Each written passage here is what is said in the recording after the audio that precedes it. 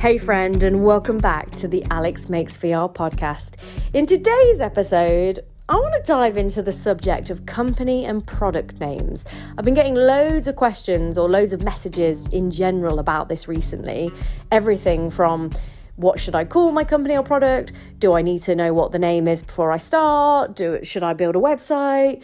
What if I want to change the name? Loads of different questions. So I thought I would just give you my quick hot takes on all things company names, and product names, depending on your circumstances. So we'll be diving into all of that in today's episode. If you've got a question or a subject for future episodes, I would love to hear from you. Reach out. It's Alex Makes VR on Instagram and Twitter. And weekly, I'm sending out a newsletter straight to your inbox with my biggest tips and tricks on how to build a sustainable, profitable, enjoyable career in the virtual reality industry. So if you want to sign up for that, alexmakesvr.com. So company names. Now, for transparency's sake, I want to say right up top that you are speaking with a woman who chose to call her virtual reality company Cats Are Not Peas. So instantly, that should give you the most confidence in the world that you can literally call your company or product anything and make it sell. I sometimes think that people spend a lot of time and energy thinking about a company name or the website URL or I don't know, the branding, the logo. I've got to get the perfect name because then until I do that, I can't get the website and the logo, and that really needs to be great before I start approaching businesses. And I sometimes feel like it's a little bit of an excuse. It can be a little bit of an excuse, a little bit of a procrastination to not do the thing that's actually going to get you results, which is just getting out there and starting. Because the truth is, it doesn't really matter what your name is. It doesn't necessarily matter, especially when you're getting started. Think about, the number one, well, I don't know whether they're number one, but think about one of the biggest smartphone companies in the world. Imagine if they were called Smartphone Global or something rather than Apple. Imagine if one of the biggest trainer companies or sneakers, depending on where you're from, sneaker companies in the world was called Comfy Trainers USA rather than Nike. Do you see what I'm getting at? Names are made. Cats Are Not Peas, my company. I chose that name years before I actually used it as a company name. I was trading under that name. I had the Cats Not Peas name on my invoices, even when I was like a freelancer, when I first started my career in 2012. Do you know what I mean? Even before then, maybe, I think, when I was still at university, I was using it because, obviously I've changed careers several times since then, but I was still using the same name because the truth is names are made. And you don't need to be sitting around stressing and worrying about what to call your company or product, because realistically, 9 times out of 10, the name will be made based on your work. So with Cats Are Not Peas, I think I've done a really good job at building a great brand reputation for the Cats Are Not Peas name because of the work that I've done over the last 4 years or so in this industry. Because of the clients that I've worked with, because of the projects that I've delivered, because of the kind of person that I am, that has made Cats Are Not Peas in its own right. When maybe if you spoke to someone in the VR industry, if they had to name company names, they would probably say Cats Are Not Peas, maybe because it's memorable. That's all. That is something to think about, maybe. But even though Cats Are Not Peas seems to be a really great marketing tool because people do remember it because it's so random, a little bit like Marshmallow Laser Feast, for example, they're kind of similar deal. It's such a crazy, outrageous name that people remember it. But realistically, There's equally probably as many companies with strange names that haven't garnered as much kind of success or brand reputation as, you know, those two companies that I've just kind of used as an example.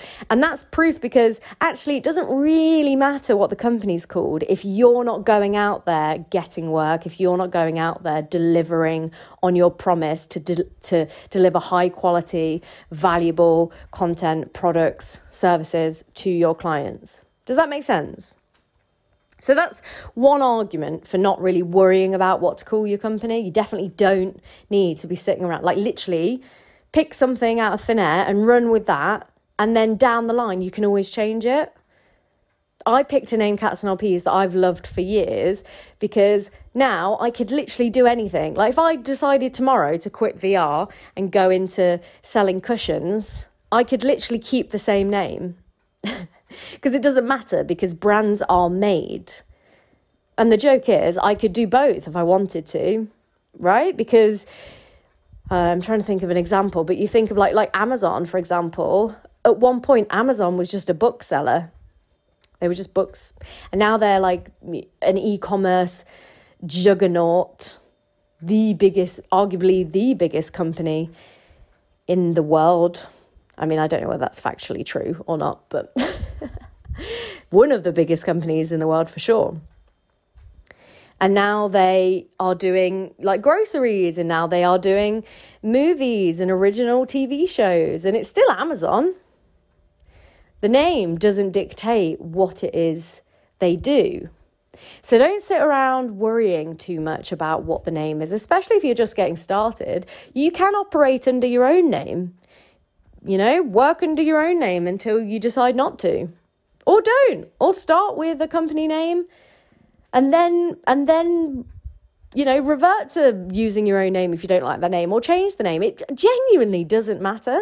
It genuinely doesn't matter. And anyone tells you that it does is from such an old school marketing and sales background that I would question whether or not they're giving you the most up-to-date advice. Because the truth is, if you're going to sit around and spend the next month worrying about what your company or product name is, rather than spending that month going out, getting clients, finding product market fit, starting generating revenue, starting building a network, then the truth is, it doesn't matter what you call yourself, because you're not really a company, or you don't really have a business or a product if you've not started to engage in that way. Does that make sense? It's totally irrelevant. Wouldn't you rather have a company with like the name super basic, I don't know, like Orange or Easy Peeler could be a name of your company, and and you've got like 10 clients, rather than sitting around having the absolute perfect name, convinced you've like got the most perfect name, and you've got no clients. Do you know what I mean? Now, counter to that, there is one very, very good reason for calling your business something a bit more practical. Here's that reason. If you want to get easier inbound kind of leads through SEO, this, in my opinion, is the only real reason why you would pick a name that was kind of, it kind of, what's the phrase? It says what it does on the tin. Like if you want to sell virtual reality training simulator, maybe you should call your company Virtual Reality Training Simulation UK, so that when someone Googles virtual reality training simulation, your website is most likely going to come up. And also what it infers is that you are a specialist. It infers that you do something very, very specific. And if someone is looking for a product or service and they want it quickly, they are most likely to go to someone who is specialist in that. Now, don't get me wrong, that's not a done deal. That's not they're not going to just pick you purely based on your company name. You would then have to back that up with your product, or with your, your quality of communication, your quality of project management, your ability to sell. But potentially you could drive more inquiries to the business. You could maybe rank a bit higher on Google if you have a name that is a little bit more practical. So say, for example, like a good example, for example, is my good friend Ben Claremont, who is very well known in the 360 space, who has a massive online following and YouTube channel under his own name, Ben Claremont. His business is called Virtual Tour Pro. Now that says exactly what it does on the surface.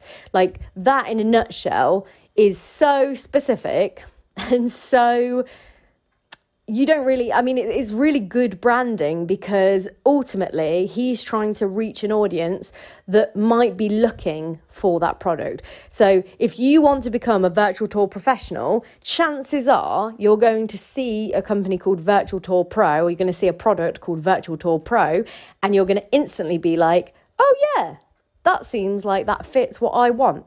But do you see what I mean? Like the difference is that in that context, someone's reaching out to you, someone already knows what they want vaguely, and you happen to be a specialist in that area, or you have a product that is a specialist in that area. And so therefore, it can sometimes be beneficial to have a super specific name so that when people come in, they instantly say, okay, yeah, that makes sense. Whereas, for example, if someone was looking specifically for, I don't know, let's say virtual reality unconscious bias training, and they came across a website like mine, my website is trash anyway, because I've literally done zero with it. But if you found a company called Cats Are Not Peas, and you're like a big corporate looking for unconscious bias training, you might see that it's an award-winning virtual reality studio, but instantly you're going to probably think, oh, that seems a little bit too kind of like artsy and out there and wacky, which is exactly what I wanted that company to represent. Excuse me. I wanted Cats Not Peas to feel big and aspirational, and although I do that kind of work, I absolutely do. Usually it's through word of mouth recommendation, because I've worked with some of the biggest global companies in the world. I realise that global and the world mean the same thing. But anyway, you get what I mean. Because I've worked with those kind of companies, I can get those word of mouth referrals, and I've got enough of a portfolio to like back up what I'm doing. Whereas if a big company wanted that specific thing and they Googled it and they found a company called VR Unconscious Bias Training UK, they might be more inclined to click on it to find out a bit more about the company, because it seems logical, right? Like, oh, I want virtual reality unconscious bias training. This company website it's literally called VR Unconscious Bias Training UK.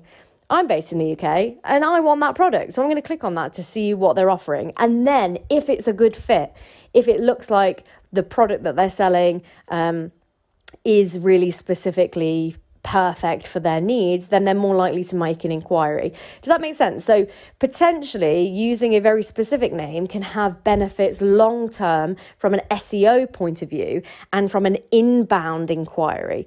But when you're just getting started, the chances of you running a website that SEOs really highly and having a product that competes with some of the bigger, kind of more established kind of names it's not unlikely. It's going to take a lot of hard work and a bit of like upfront cash to be able to invest, or just, a lot of time and knowing what you're doing in terms of like SEOing properly and all of that kind of jazz that I'm not going to get into today. So realistically, unless you're a bit more advanced and a bit more kind of further down the kind of business product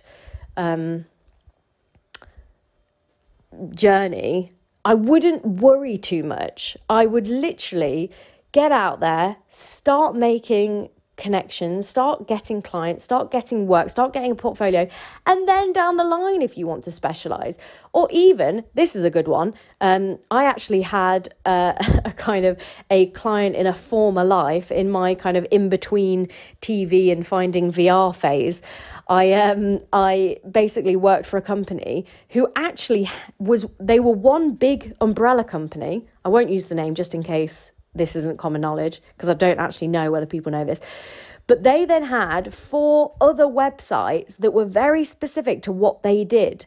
So for this particular company, they did very specific explainer animations for big brands that wanted to communicate internally with their employees. So they had a website that was I can't obviously use the name, but it was a very specific website that kind of showed that product. They had I think it was between kind of 3 and 5 different websites that all had a slightly different name, but all basically selling the same product. And then what would happen is the inquiries would come through those websites, and then the actual umbrella company, the actual production company behind all of those companies would then actually be the one doing the work, or would be the one to make the sale, or would be the one. So it was the kind of the same team, same production company, just lots of different websites. So the website names were being used for marketing purposes, but the actual company name itself was something totally different. So that's also another route that you could go down. But again, that's quite advanced. You're quite far down the line if that's something you're considering. For now, don't sit around waiting for inspiration to strike to have the perfect name before you get started. Just go. Because either you will make that company name with the brilliant, outstanding work that you deliver, or you can pivot later on down the line and be super specialist and super specific and use that as a marketing tool. So that's it. That's kind of all my advice on this general topic. Obviously, everyone's got their own opinion on these things, but I thought I would just kind of share mine, just because obviously I've had experience building a company with a stupid name. And by stupid, I mean absolutely goddamn marvellous. So don't spend loads of time stressing about it. Just get out there, start working, getting product market fit if that's what you're trying to do. Start getting clients if you're just starting out. Just put yourself out there. Put yourself out there under your own name, under a company name. Doesn't matter. Just get started, and then you can make those decisions down the line. If you enjoyed this episode, it would mean the world to me if you took a second to screenshot the podcast that you're listening to right now and share it on your social media, tagging me. I love it when you guys do that. Honestly, it genuinely gives me goosebumps sometimes, because I know some of you write some really lovely messages on it as well, about how the episodes are helping you. So it would mean the world to me if you took a second to do that. If you're listening on Apple, if you take a second to give me a 5-star rating, that would be fantastic. I think that's everything. Yeah. As you can probably tell, I'm not sure whether I specifically announced this, but I have for now dropped the podcast down to weekly, with the occasional bonus episode coming out. So therefore, obviously, I'm only covering about 4 really kind of juicy topics in a month now. So I want you to reach out and tell me if there's something specific you want me to talk about. I know I always say that in the opening, but I really mean it, because I want to do, more specific and more valuable episodes for you whilst we're only doing once a week. I really want to make sure that they are exactly what you need along your journey. So please reach out to me, Alex Makes VR on Instagram and Twitter. Until then, yeah. I love you guys so much. Thank you so much for all the support, and thank you so much for listening. And I'll speak to you in the next episode.